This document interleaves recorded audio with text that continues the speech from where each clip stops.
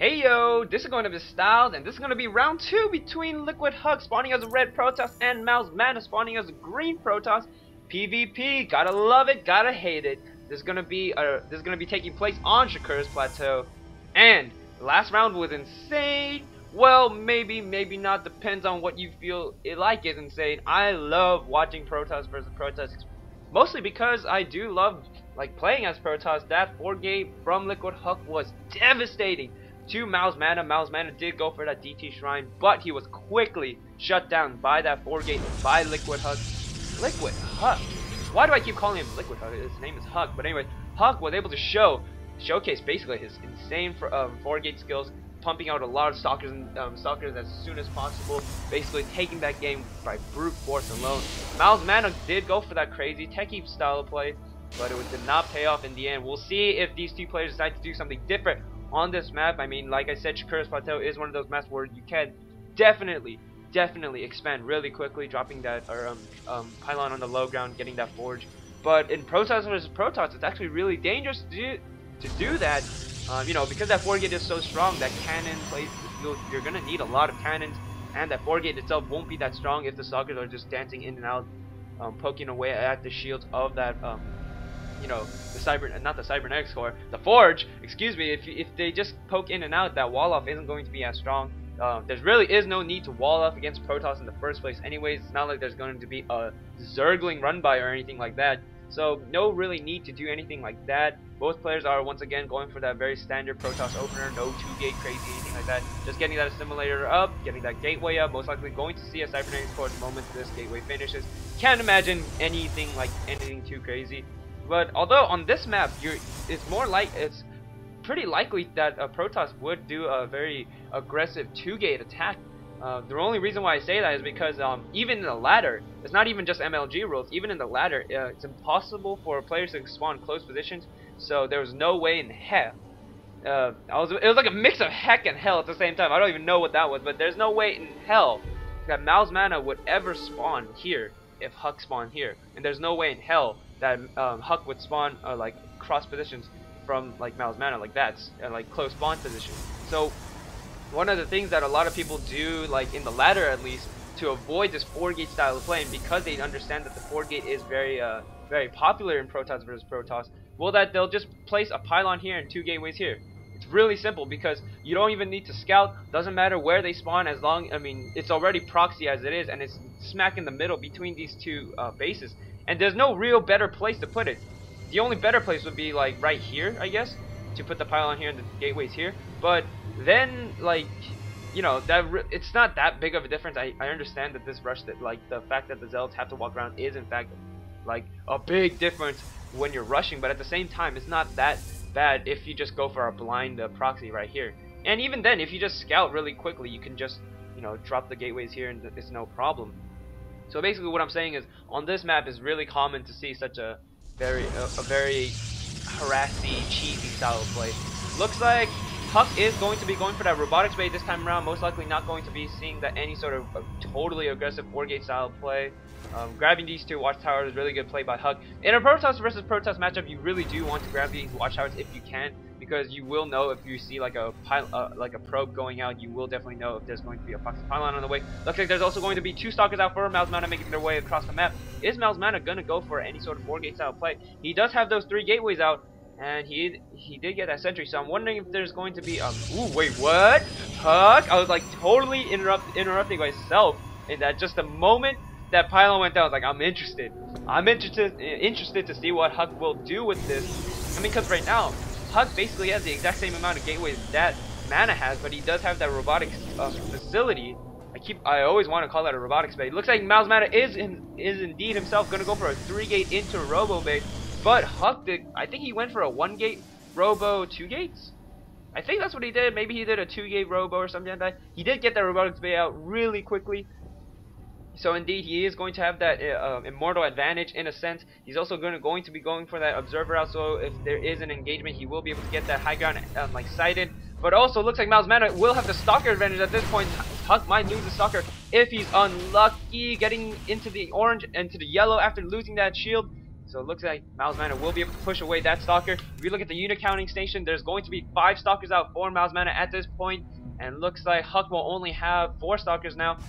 So if Mouse Mana is like just basically pushes this lead, he will be able to do a lot of damage if he starts working on the Immortal as soon as this Observer is out. Huck is not once again, but is going to be going for that Twilight Council. It was Mana who did get that Twilight Council in round 1, so it wouldn't make sense to say once again for Huck. But anyways, Mana also getting that Immortal out, and Huck going for that Blink. Huck is known for his crazy Blink style play, and he just does so much damage with that. He's able to blink the weakened Stalkers back and just basically make his Stalkers last that much longer. Longevity basically means you'll have that many more Stalkers than your opponent. Looks like Mana is also going to go for that Twilight Council himself. So basically identical like compositions, if I may, and like builds, but the build order itself was different. Huck did get that robotics facility out a lot sooner than Mana, but he's not pushing his Immortal advantage by any means. Instead, he is getting those Observers out instead of getting as many Immortals out. Mana, I'm wondering, does he? Yeah, he looks like he's gonna try and do non-stop Immortal production, which will do a crap ton of damage in the future. If Mana has to turn back away from him, there's no way he'll be able to engage this directly with only 6 Stalkers. He would lose outright. Then Huck would be able to push it. But good thing that good understanding by Mana did send that Observer out ahead of his own army and was able to show that. Was able to spot that there's a huge army disadvantage. But looks like Huck will be revealing that he does have Blink, and looks like Huck will actually be losing a lot of Stalkers in this engagement. Yeah, I think Huck lost 2 and Mana lost 1. So, oh my God, what an amazing play by Huck! I think he warped in a couple Stalkers at the proxy pylon, and then was able to cut off his own, cut off the army of Mana. But Mana was in place with those two Immortals, and these 2 Immortals will be able to do a lot of damage to Huck. Huck might also lose an Observer. This is huge right now. Huck really needed that Observer to get that high ground advantage, like spotting, and now Mouse Mana will be able to get that free scouting in with this Observer. And now Huck, does he look to push right now? If he pushes right now, he might be doing a lot of damage to himself. I mean, earlier he did reveal that he had Blink, and Mouse Mana right now is working on that Blink himself. He's also going to look to expand off of this. Huck also, because he realizes he's going to be putting on a lot of pressure in the base of Mouse Mana, will be grabbing that extension himself. And this is one of the things I love between these 2 players is that oh, looks like Huck might be losing a lot of Stalkers because Mana's Blink did finish also as well. Huck blinking away defensively.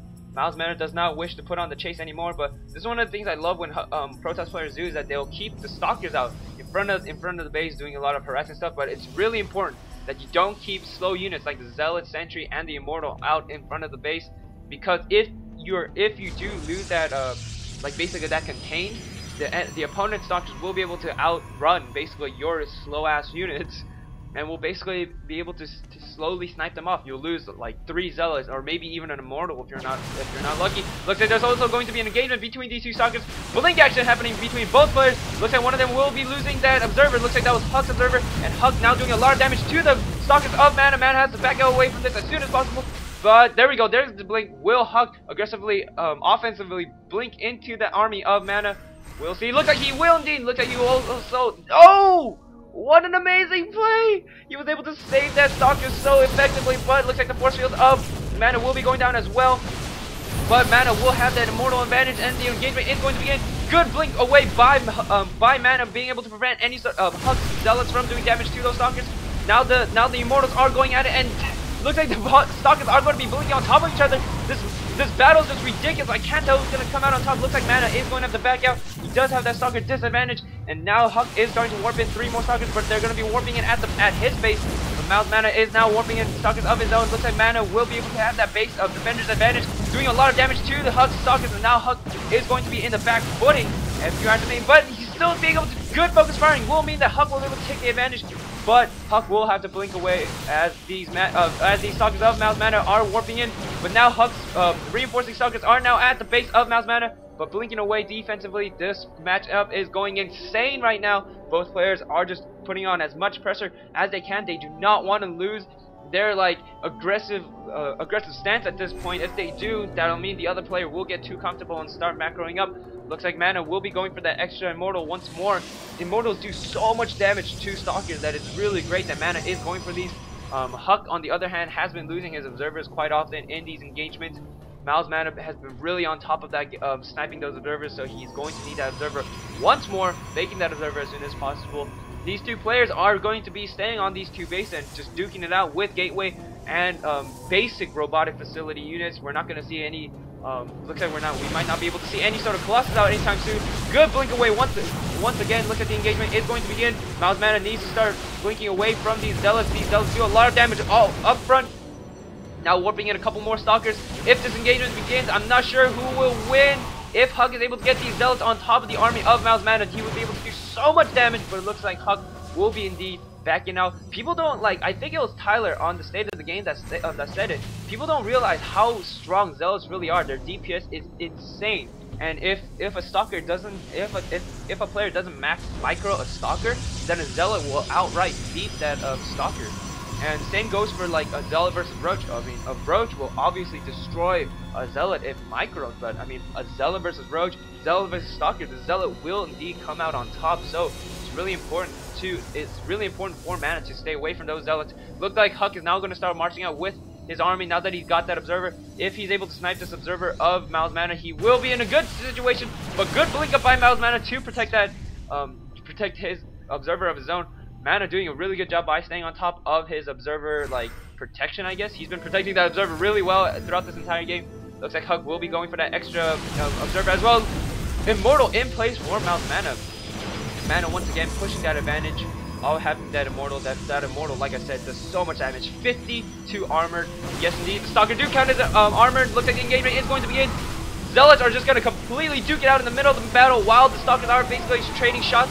And looks like Mana will be backing out, but that is an aggressive property pylon placed by Miles Mana. I think Miles Mana just finally lost that observer of his. Warping in a couple more Stalkers. Looks like Zealot Charge is also going to be on the way for Huck. Is going to be doing so much more damage. Like I said, there's so much damage to Mana if Mana's not careful. Like I said, those Zealots are going to be able to do a lot of damage. Zealots are going to try and focus down Immortal. If this Immortal falls, that's going to be a huge blow to Mana. Mana's army slowly dwindling because of that Immortal loss. And these Zealots are also going to be doing a lot of damage. Huck is going to be blinking away defensively. He needs to get that charge up as soon as possible. These Zealots will be able to do a lot more damage once that charge is finished. Looks like there's also going to be a huge engagement by these Stalkers right now. Crazy blink micro from both these players. I'm not quite sure who's going to win. Looks like Miles Mana does have the army advantage, being able to bring out a lot of Zealots again once more. Charge slots also warping in for Huck able to do a lot of damage to Miles Mana's army, but it looks like it won't be enough. He is going to be forced to pull out a lot of probes. These probes not doing able to do a lot of damage, and Huck will GG out of this game, bringing this matchup to a 1-1 game. What a great play by these two players. Mana was able to do a crap ton of damage in the early game with that Immortal advantage. He was able to bring out so many Immortals during that play. Those Immortals were able to do so much damage against Huck. Huck was not able to answer. I feel like if Huck was able to get that charge upgrade a little bit sooner, I don't know, maybe if the game lasted a little bit longer and he was able to get more Zealots out, especially in that initial, that first huge, not first, but then that basically disengagement here where he had all those Zealots. If he was able to save those Zealots, or rather if he had charge at the time, he would have been doing a lot more damage. Like I said, because at the end of the battle, Huck did have that Zealot advantage, and people don't realize, they say Stalker advantage is really important, and yes, Stalker advantage is important, but then you can't cancel out the Zealot because the Zealot does so much damage, and it's just the amount of damage that the Zealot is able to put out at one point or another is just ridiculous, especially with that charge able to quickly close the gap between them and the Stalker, which meant that the Stalker would either have to blink away, or the Stalkers would have to just pretty much tank the damage, which would mean that the Stalkers would lose 4 Miles Mana. But in the end, Huck was not able to get those Zealots out, and now the score is going to be 1-1 between these two players, going on to the ace match between these two players. And I haven't mentioned what tournament these games are from, so I'll mention that in game 3. Sorry about that, but anyways, peace. See you guys at round 3.